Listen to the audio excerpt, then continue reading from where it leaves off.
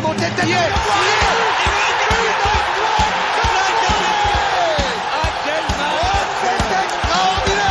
Pauletta dans la surface, la frappe. Oh le but exceptionnel encore une fois face à un Barthez maudit devant le Portugais. Pedro Miguel Pauletta. Ce coup franc. Oh là là là là là là là là. Zlatan Ibrahimovic, 25e minute, le doublé en 2 minutes. Ça allait trop vite pour le mur, ça allait trop vite pour Steve Mandanda. À 2 semaines de la fin du mercato, les gars, beaucoup de choses à dire aussi bien sur le plan sportif et sur le plan du mercato. Donc Paris qui vient de l'emporter contre Strasbourg 4-2 au Parc des Princes dans un match un peu particulier, hein, avec quelques frayeurs en deuxième mi-temps. Et forcément, on va revenir sur le cas Mbappé qui a fait beaucoup parler, qui fera encore beaucoup parler jusqu'au 31 août. Le cas Mbappé, on ne sait pas s'il va rester, s'il part. Il ne s'exprime pas à la presse. On va essayer de décortiquer, de savoir ce qui est bien pour lui ou pas et pourquoi on en est arrivé là aujourd'hui. Donc comme d'habitude autour de moi, Rafik et Nams, hein, les fidèles acolytes présents pour Passion Saint-Germain. Et le PSG recrute beaucoup pendant le mercato, mais à Passion Saint-Germain aussi on recrute. Alors après, Jonathan qui a rejoint l'équipe, il y a une nouvelle tête qui arrive, c'est Karim qui va être avec nous cette saison. Salut Karim. Salut à tous. Ouais, bon bah c'est ta première, hein. On va commencer cette saison avec une victoire, hein, et un cas qui va faire beaucoup grincer les dents, je pense. Mais avant de développer tout ça, je vais te demander comme à tout le monde, hein, comment est venue cette passion pour le Paris Saint-Germain pendant ton enfance? La vérité, je sais même pas. Je pense que j'ai toujours été supporter du PSG. Le premier souvenir que j'ai, c'est le maillot 95-96 que j'ai eu de Youri Djorkaeff. Floqué Djorkaeff derrière. Avec la barre blanche, enfin Ouais, le nom sur la barre blanche. c'est ça. Le bon maillot bien à l'ancienne que j'ai gardé. J'ai grandi avec parce qu'il était oversize pour moi. Bref, voilà, c'est ça mes premiers souvenirs. Tu l'as toujours le maillot? Tu as toujours le Non, maillot? non, je l'ai plus. Tu sais, le sponsor il est parti en cacahuète et tout ça. Et après, au fil des années, je l'ai plus. Je suis dégoûté. C'est Franchement, je suis dommage. dégoûté de tout l'avoir. C'est collector, ça. Ah ouais, celui-là, il était collector, effectivement. Ouais. Bon, en tout cas, j'espère que t'as quand même bien aimé le spectacle de samedi soir. Moi, personnellement, j'étais au Parc des Princes. Ça m'a fait plaisir de voir un Parc des Princes plein. Ça faisait plus d'1 an et demi avec le Covid et l'arrêt des championnats et les huis clos qu'on n'avait pas vu ça. On a forcément vu les arrivées des stars. Gigi Donnarumma, Wijnaldum, euh, Lionel Messi surtout, Sergio Ramos et Hakimi. Pour voir ce spectacle. Donc Paris l'a emporté 4-2. C'est assez compliqué parce que c'est la reprise et là on voit un petit peu l'équipe arriver petit à petit et être compétitive vraiment à partir de mi-septembre. Toi Nams, qu'est-ce que t'attendais de ce match? Parce que voilà, quand tu regardes l'équipe type, à part Navas, Hakimi et allez peut-être Kimpembe, Mbappé, le reste c'est des joueurs on sait qu'ils seront pas titulaires lors de la saison. Ah oui, il y a Wijnaldum aussi. J'ai oublié, ça fait 5. Oui, non, c'est ça. On attendait une victoire on attendait une victoire avec la manière. Le premier match à 3 a été une victoire assez compliquée. On a été mené au score. Sur la fin, on aurait pu concéder l'égalisation, mais on a tenu bon. Et là, donc, premier match au Parc en Ligue 1 de la saison. On s'attend forcément à une victoire. Alors certes, il y a des joueurs, comme tu l'as dit, pas que des titulaires, parce qu'on sait que Draxler ne sera pas titulaire, Herrera non plus, Dina et Bimbe non plus, Kerrer et non plus, Diallo jouera, voilà, dans la rotation. Mais on s'attend malgré tout, parce que sur le papier l'équipe est plutôt solide, on s'attend à une victoire. On s'attend à une victoire et moi je m'attendais aussi à ce que Icardi marque des points. Icardi marque des points, donc on sait que voilà, c'est un joueur de surface. Quand il n'a pas le ballon, c'est compliqué. Et que Nams aime beaucoup Icardi. Oui, c'est vrai, mais oui, oui, c'est vrai, les renards des surfaces, moi j'apprécie beaucoup. Je suis un peu fan des renards des surfaces. Et il a plutôt répondu présent, il a plutôt bien répondu présent en marquant en début de match. Je trouve que le gardien strasbourgeois était un peu. Le placement du gardien était un peu étrange. Il était un peu étrange, mais bon, euh, il a mis le but qu'il fallait. Et je pense que Paris a répondu présent, mais Paris s'est fait peur. Et il y a aussi un point qui m'a dérangé sur ce match, enfin c'est plutôt ce que j'ai lu. Ça concernait Navas, c'était des critiques concernant Navas. Vous savez un peu les critiques qu'on faisait à Sirigu à l'époque. Pas Il aurait décisif. il aurait peut-être pu l'arrêter. Je vois la tête de Gamero. Pour moi, il y a rien à faire. Il y a rien à faire. et la tête d'un joueur qu'elle est compliquée à aller chercher. Donc moi je comprends pas les critiques parce qu'il y a toujours cette phrase qui revient depuis City, Navas ne répond plus présent.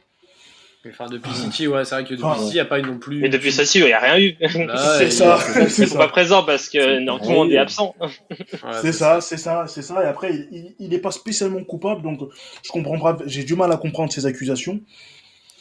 Voilà, bon, Paris s'est fait peur, mais voilà, Paris a quand même gagné. Et un joueur qui a été très intéressant et qui a fait preuve d'un bon mental et qui a été qui a répondu au présent et qui moi, m'a fait plaisir quand même. M'a fait bien plaisir, c'est Mbappé.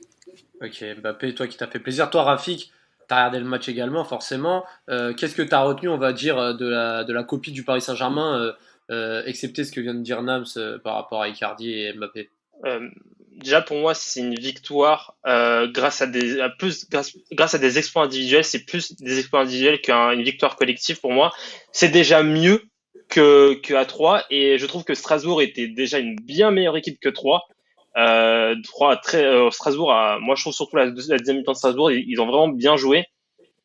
Et après il y a la oui, c'est une bonne performance de Mbappé, mais après, le fait qu'il soit toujours à gauche, ça m'énerve parce que on le voit rater plein d'occasions du gauche il les tire avec le pied droit, il les met au fond.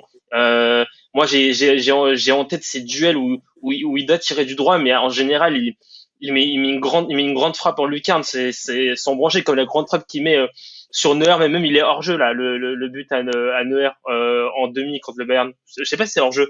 Il y a Non, non, En quart. en quart, quart, oui, non, en oui, quart. oui, il y a cette grosse frappe qu'il met à Neuer. Quand il tire du droit, c'est carré. Et moi, c'est pour ça que j'ai du mal de voir Mbappé sur le côté gauche.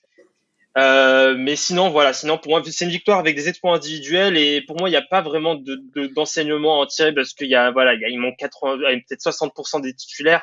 Donc, ça sert à rien de tirer des conclusions, surtout après 2 journées. Mais en tout cas, il faudra aussi qu'on commence à gagner collectivement. Toi, Karim, on va quand même, avant de rentrer dans les détails, Hakimi, Kehrer, Kimpembe, Diallo, défense, Dina Mbimbe, première titularisation au Parc des Princes avec Herrera, Wijnaldum au milieu de terrain, Draxler, Icardi et Mbappé qui ont composé l'attaque. Euh, Toi, comment tu peux aller résumer en quelques lignes ce que tu as pu voir? Parce qu'il y a eu à la fois de la fraîcheur avec Dina Mbimbe, une belle rentrée de Kalimundo qui montre que les titres du Paris Saint-Germain apportent quelque chose quand ils sont sur la pelouse. On a vu un Sarabia qui n'a pas été non plus hyper transcendant malgré son but. Draxler qui a montré des petites choses, Icardi aussi, mais c'est surtout Mbappé qui a vraiment fait la différence lors de ce match. Ouais, bah c'est ça. Bah déjà, j'ai bien aimé la première demi-heure. Je pensais qu'on s'était mis à l'abri, 3-0 au bout de, je crois, 28 minutes, 27 minutes. 27 minutes, ouais. Ouais, 3-0 au bout de 27 minutes, j'avais bien aimé. Ensuite, on retombe dans les travers, quoi. Tu vois, retour du vestiaire, comme d'habitude, les 15-20 premières minutes. On réussit à se prendre 2 buts, on est au bord de la rupture. Et voilà, ce que j'ai moyennement apprécié, bah, moi je vais pas mettre la faute sur Navas comme certains, c'est vraiment la charnière centrale. Voilà, Kehrer, on sait il fait du Kehrer, quoi. Il sait pas défendre. Il défend en reculant, il sait pas se placer. Kipembe, bah, j'ai l'impression qu'il c'est titulaire tout ça, mais je sais pas. C'est vrai que sans Tout ce Marquinhos, quand Marquinhos n'est pas là, Kimpembe, c'est plus le même, hein. Ouais, pour moi c'est un peu le profil C'est vrai, à toute c'est vrai. proportion gardée, c'est un peu le profil à la Varane, tu vois. Ouais. C'est comme Varane Enlevez-lui le avec brassard. Ramos. Ouais, c'est comme Varane avec Ramos, c'est un bon lieutenant, mais c'est pas un, tu vois, il a pas encore la, je sais pas si c'est la carrure ou si c'est la concentration ou le truc, parce que sur les deux centres, les deux centraux, on a un gros problème au PSG déjà sur ça, sur les centres défensifs, que ce soit sur corner ou sur les centres comme ça, c'est juste pas normal de se faire prendre comme ça. Excuse-moi, Gamero, il fait pas 1m90. Ouais. Bah, ce qui est grave, en fait, ce qui est grave aussi, désolé, je rajoute aussi, je complémente ton analyse. Moi aussi, ce qui m'a un peu choqué, c'est que limite Kehrer a fait un meilleur match que Kimpembe dans l'axe. Exactement. Et c'est très très grave, hein. C'est très très grave, hein. Très, Exactement. très Non, mais C'est mauvais signe pour toi? Pour moi, non, c'est pas forcément Ouais. mauvais signe parce que pour moi, non, c'est pas mauvais signe parce que, comment dire, comme j'ai dit, quand tu auras un Marquinhos ou un Ramos à ses côtés, je pense que il serait un peu plus sérieux, tu vois. C'est ça, ouais.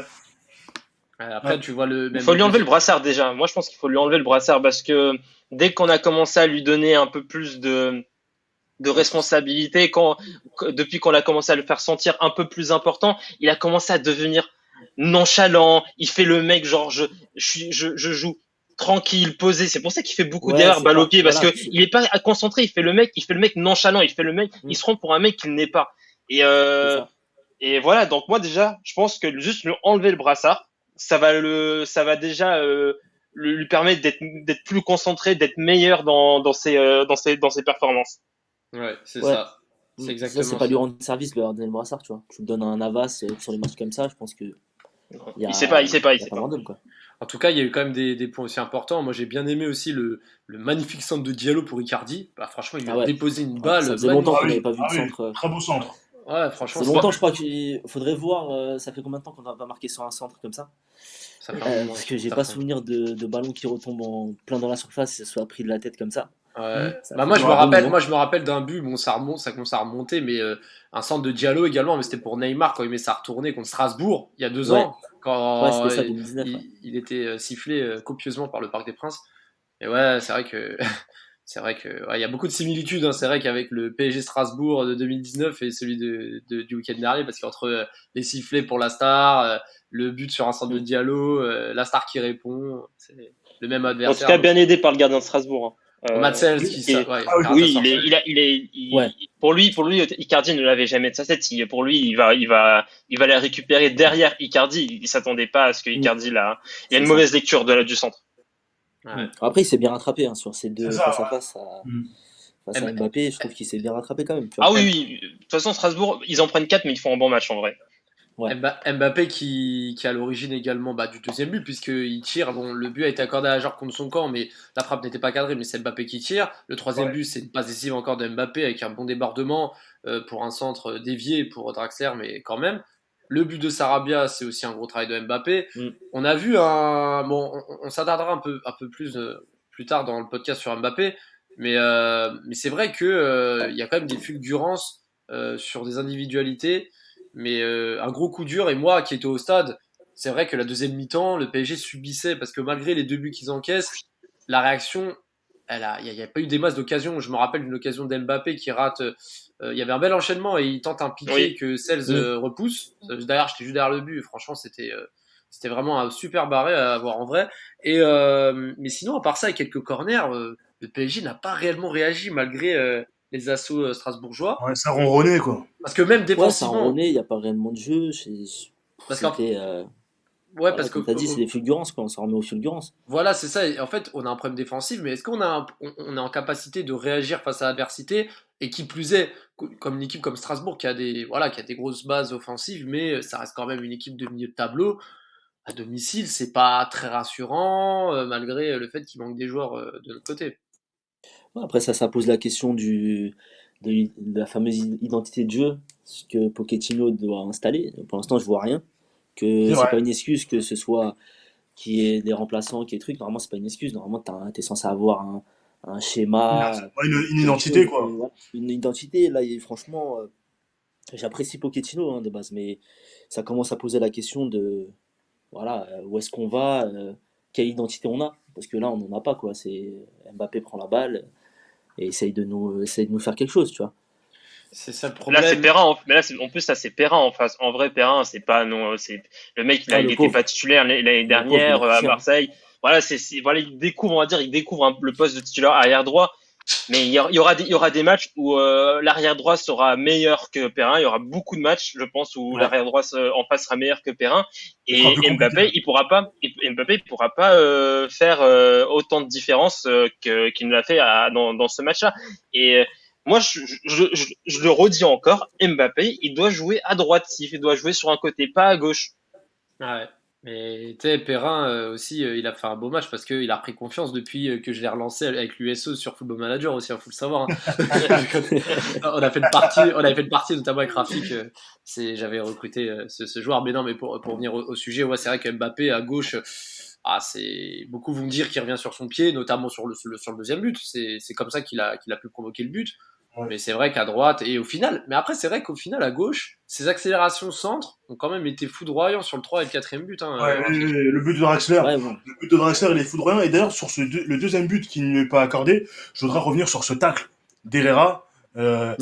rempli de hargne et de dédicace à mes amis, rempli de grinta aussi. C'est Herrera ou c'est Cher aussi Herrera ou c'est d'américain. Draxler?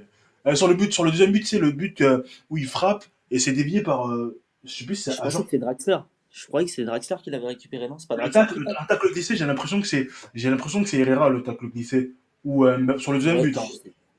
J'ai je vraiment crois que c'est l'impression que Draxler, je crois. Je crois Herrera. que c'est Draxler parce que ça m'avait choqué carrément que venant de Draxler, ça m'a fait plaisir. Mais je crois que je sais plus. Mais je sais qu'à un moment donné, il a fait un tacle comme ça à Draxler. Je sais plus si c'est Ouais, en exactement plus, sur le deuxième but. si c'est vraiment lui, c'est pas dans ses habitudes. Ouais. Non, mais en tout cas, c'est vrai qu'on a vu des choses comme intéressantes par rapport à quelques joueurs dont on ne mise pas énormément sur cette saison.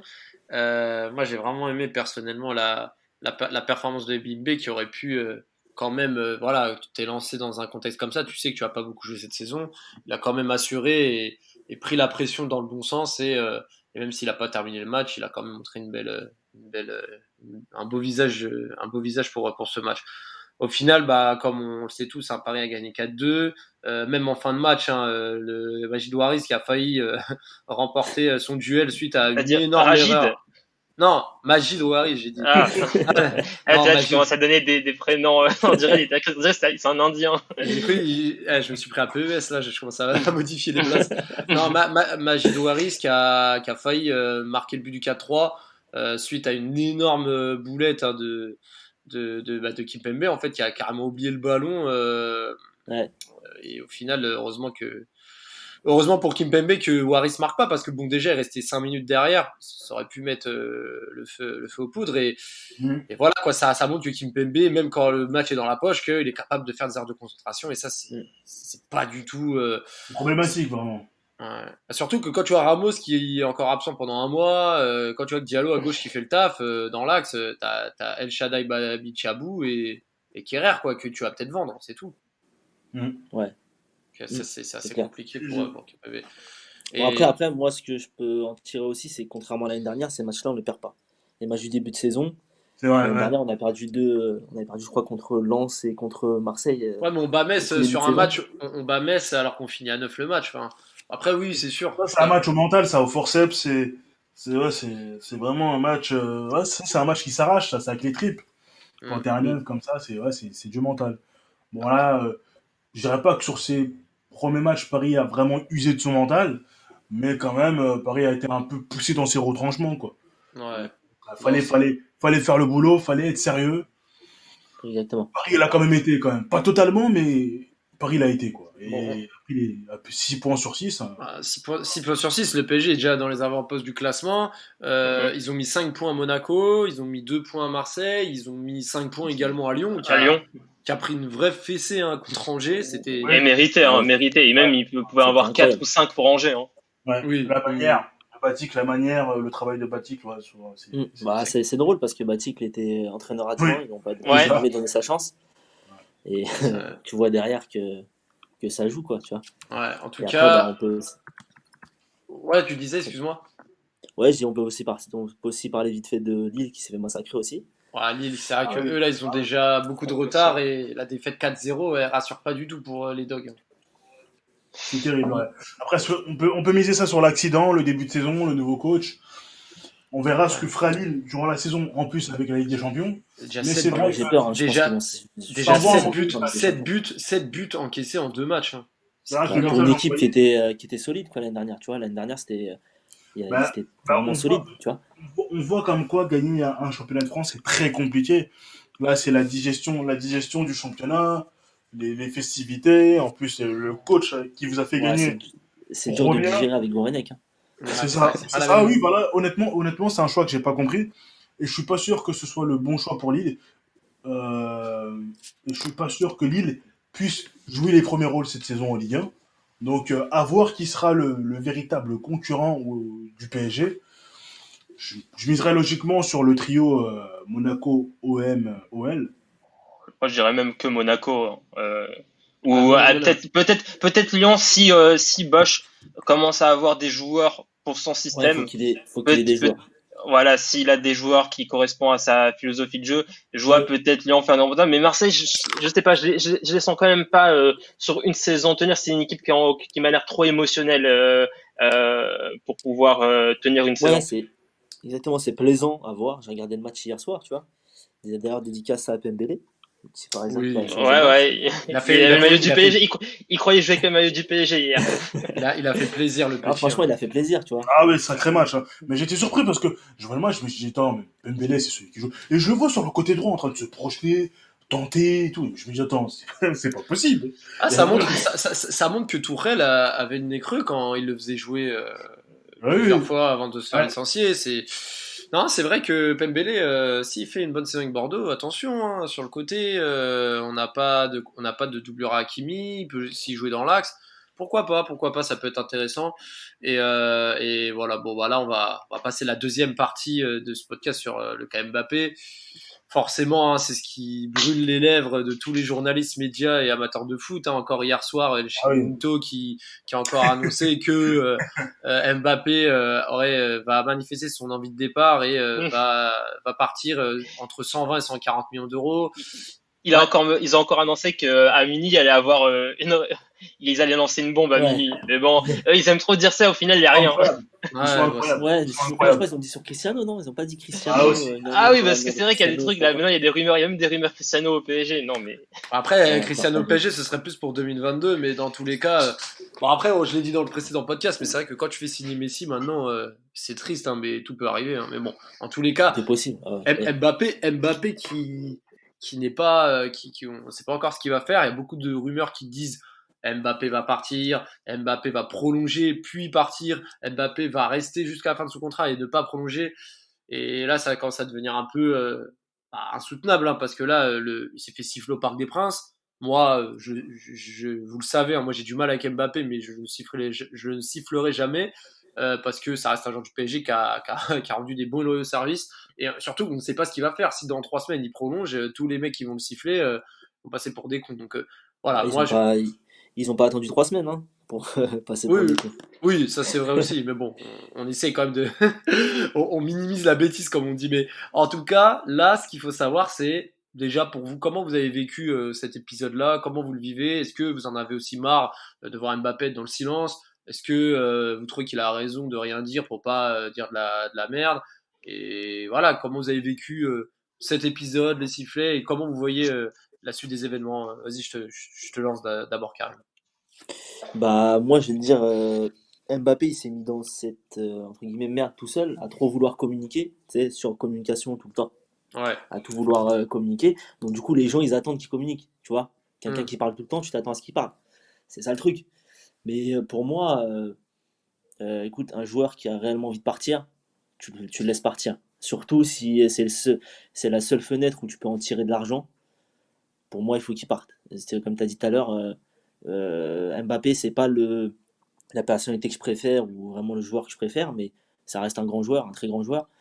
Et si on peut en tirer de l'argent pour pouvoir recruter quelque chose d'autre, ou voilà, juste ne pas laisser partir un gars que tu as payé 180 millions, tu le laisses partir gratuit. Voilà. Pour Ouais. moi, voilà, s'il doit partir, c'est maintenant.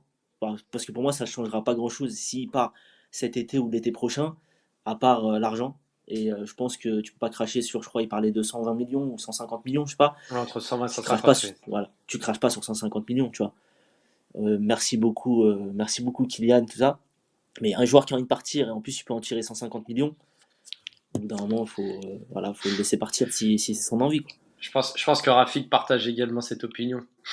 bien sûr, j'ai vraiment rien à ajouter. Honnêtement, Mbappé, il doit partir. Il doit partir. C'est même pas, pour moi, c'est même pas, il faut le laisser partir. Il faut le faire partir. Un mec, qui montre une envie d'ailleurs. On sait très bien il est pas vraiment à 100% avec le PSG dans sa tête. Pour moi, faut s'en débarrasser. C'est surtout que c'est un des cadres. Si un de tes cadres, il est pas à 100% avec toi, vraiment, il faut aller chercher des sous. On en a besoin en plus avec tout ce qu'on a pris avec le transfert de Hakimi, etc. Les nouveaux gros salaires. Donc, il y a besoin de faire entrer du cash. en vrai, c'est bon. Pour moi, il doit partir. Il doit partir. Ouais. Et toi, Nams, tu en penses quoi de tout ça? Est-ce que tu l'aurais sifflé au Parc des Princes? Est-ce que toi, tu veux qu'il finisse son année parce que c'est peut-être l'année ou jamais pour la Ligue des Champions? Là, on a une équipe en béton. Qu'est-ce que tu penses? Alors, pour moi, il devrait partir. Euh, il veut partir. Laissons-le partir. Alors maintenant, il y a un choix à faire. Est-ce qu'on l'inclut dans ce projet Ligue des Champions avec cette équipe qu'on a actuellement? L'équipe est incroyable sur le papier. Il a démontré qu'aussi il a démontré que c'était un joueur incroyable. Bon, parfois il a échoué lors de certaines échéances assez importantes. Bon, je pense que s'il veut gagner la Ligue des Champions avec Paris, c'est peut-être cette saison. Maintenant, on sait que sa carrière est tracée, sa carrière est calculée, millimétrée. Il veut être numéro 1 à Madrid, il veut son numéro 7 au Real, il n'y a pas de souci. Donc, si maintenant le Real fait une offre de 140 millions, 120, 140 millions, laissons-le partir. Si le Real ne fait pas d'offre, bon, gardons-le. Après, ce serait bête de le laisser en tribune, parce que là, on parle quand même en plus Bah non, ça sert à rien. Voilà. d'un des meilleurs joueurs du monde. Et en plus, il serait très utile, il est très utile à l'équipe. Et voilà, ça ne sert à rien parce que mettre pression, mais mettre pression pourquoi? Pour qu'il joue, pour qu'il renouvelle. Si un joueur ne veut pas renouveler, il ne renouvelle pas. Il est dans son droit. C'était à Paris de mieux gérer ce cas. C'était à Paris de mieux gérer ce dossier. Si tu sais que 18 mois avant, le joueur va vouloir partir, bah, soit tu le vends tout de suite. Mais si maintenant tu te retrouves dos au mur, où t'as la pression parce que un titulaire indiscutable peut potentiellement partir libre à la fin de son contrat, c'est que tu as mal géré la situation. Donc c'est plus le PSG qui est blâmable que Mbappé. Parce qu'aujourd'hui, on blâme souvent les joueurs, hein, comme quoi, voilà, fin de contrat, ils partent, etc. Mais ça marche dans les deux sens. Les joueurs aussi sont dans leur bon droit parce que des fois, les joueurs sont sous contrat et on les dégage à tout prix. Si tu veux pas partir, on te met au placard. Vous voyez, ça aussi, parfois, c'est assez lâche. Mais voilà. Moi, j'aimerais bien qu'il s'exprime. J'aimerais bien qu'il s'exprime une bonne fois pour toutes. Après, je trouve que l'attitude du public, elle peut se comprendre. Les sifflets peuvent se comprendre. Mais après, par contre, les insultes. Parce que j'ai lu des insultes sur les réseaux. Je trouve ça très, très dur. Très, très dur. Les sifflets peuvent se comprendre. Après, je pense que les sifflets, c'est parce que voilà, les supporters veulent voir Mbappé rester. Et je pense que derrière ces sifflets, il y a un peu d'affection et un peu d'amour. C'est un joueur Ouais, qu'ils mais apprécient. pour moi, voilà, c'est de la frustration. Mais normalement, Voilà, si aussi, tu voilà, veux il y a ça aussi. Voilà, c'est ça. ouais, mais C'est de la frustration. un mec comme Mbappé, on sait qu'il est susceptible, vachement Mm. susceptible, il est connu pour ça, tu vois. Et Ouais, normalement, tu ouais, le siffles pas. Au contraire, tu exactement. l'acclames, tu lui montres que le parc, il l'aime bien, que le truc. Et c'est peut-être ça qui peut lui donner envie de Et rester. je Et pense que, voilà, il sait aussi que c'est pas totalement, peut-être pas forcément contre lui, mais c'est plutôt la situation qui pose problème. Après, voilà, on est spectateur de la situation, nous supporters, on regarde la situation, on attend de voir, parce que on lit tellement de choses que, voilà, on peut se dire que ça peut se décanter demain. ouais, on dit des choses. Comment, Par exemple, voilà, par comme exemple ils peuvent, Marca hier. c'est ça, il peut partir l'été prochain, donc c'est un feuilleton qui nous tient en haleine. Et pour vous, ça pose problème de vous dire que vous l'achetez 180 millions et que dans la revente, 35 millions iront à Monaco, de se dire qu'au final, même si tu le vends 130, 140, tu vas toucher qu'un peu plus de 100. Ça vous embête pas de vous dire que s'il n'y avait pas eu le Covid, peut-être qu'il serait parti déjà l'an dernier pour une somme au-delà des 200 millions. C'est pas un peu frustrant aussi de se dire, voilà, on se fait une moins-value dessus, ou alors vous vous dites, bon, bah, si on Oui, arrive à le non, vendre cet été, c'est quand même, oui, c'est quand non. même. Franchement, on prend. Franchement, avec le Ouais, franchement, contexte je à un prends. an de fin de contrat, Ouais, Covid, Non, mais tu te du rends coup compte moins que de. Jack Grealish va coûter à quelques millions près le même prix. c'est ça, C'est un Ah, peu, mais c'est Jack un peu Ouais, Grealish, mais frustrant. c'est pas un club anglais, ça c'est c'est pas un les club Anglais, anglais ça. qui va acheter Mbappé. Ouais. Oui. c'est un Ça, c'est les anglais. Anglais qui font Après, n'importe quoi pour un mec qui a même pas c'est joué de Ligue des particulier. Champions. C'est particulier. On voit des clubs qui survivent hein, à cause du Covid. On voit des clubs qui survivent. Nous, je pense on est très loin de cette situation-là, même si on a des Oui. grosses pertes aussi financières. Mais voilà, je pense que même si on touche 100 millions aujourd'hui pour Mbappé à l'an de la fin de son contrat, je pense on prend les Bien yeux. sûr, on prend, mais t'as juste à regarder.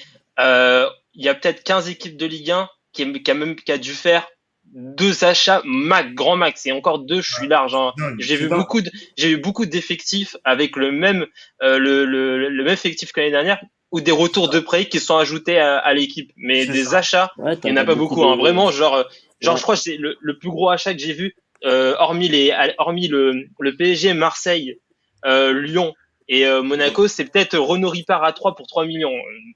Et même Lyon, Mais, Lyon, ils ont recruté quoi? Bah, J'ai pas Shaqiri, Enrique, il y a pas Enrique aussi. Shaqiri qui va arriver normalement à Lyon. Il y a pas un gars qui s'appelle Enrique qu'ils ont pris aussi. Ouais, mais si, aussi, je sais pas il a coûté combien. Ouais, je je pense sais. que c'est pas un arrière gauche là, je sais pas quoi, c'est ça? Non? Oui, c'est un mec qui joue sur le côté.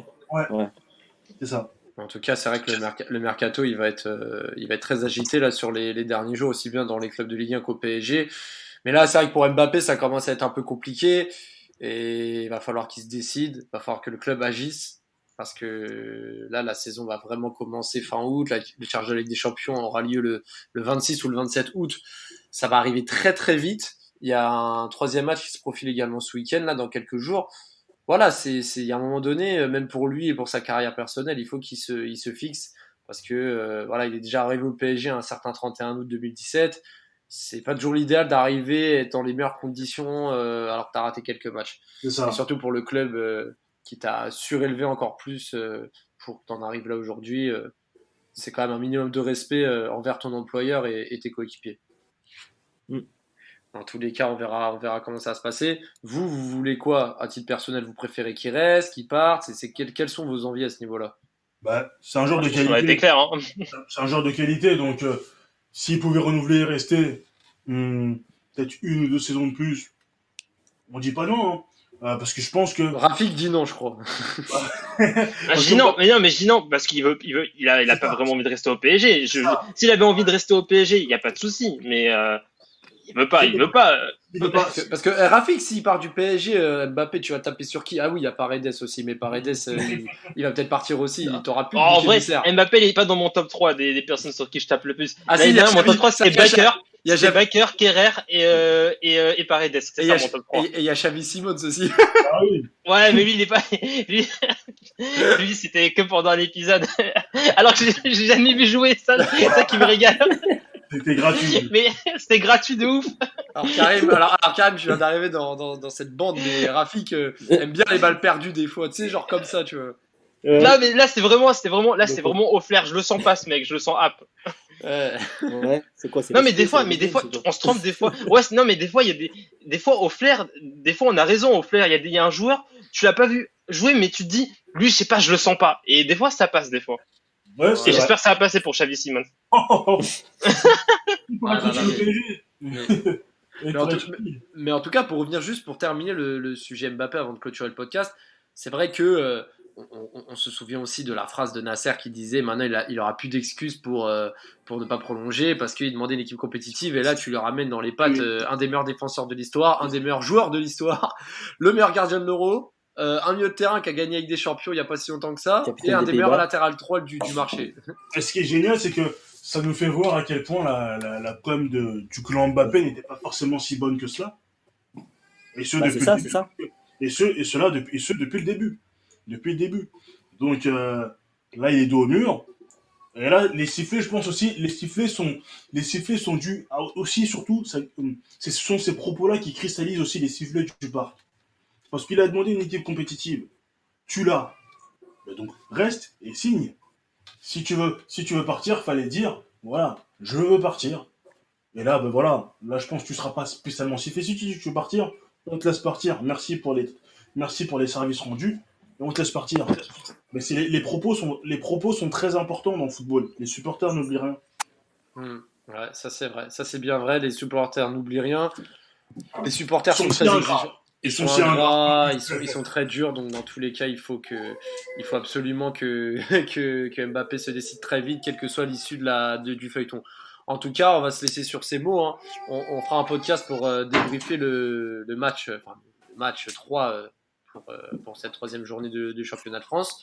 J'espère que Karim, t'as quand même aimé cette première à nos côtés. Bien sûr, bien sûr. Et j'espère que tu seras présent aussi bien pour les podcasts sur l'actualité que sur les épisodes rétro parce que ça fait un moment qu'on n'en a pas sorti. Et sur les réseaux, n'hésitez pas aussi à suggérer des des sujets qu'on pourrait faire sur des matchs de l'époque, des saisons, des belles comme des mauvaises, mais ça sera surtout des mauvaises, hein, parce que dans les années 2000, il y avait plus de mauvaises que de bonnes saisons. Mais, Ah ouais, là. mais Ouais, bon, tu les as déjà faites, les bonnes saisons. Donc, on a fait 2003-2004, c'est tout, quoi. ouais, c'est ça. Ouais, c'est ça. Dans les années 2000, c'est sûr qu'il y en a pas 10 000. Super. En tout cas, merci à tous, merci les gars, je vous dis à très vite et on se retrouve très vite pour un nouveau podcast de Passion Saint-Germain. Ciao à tous et allez Paris. Il est monté de tête.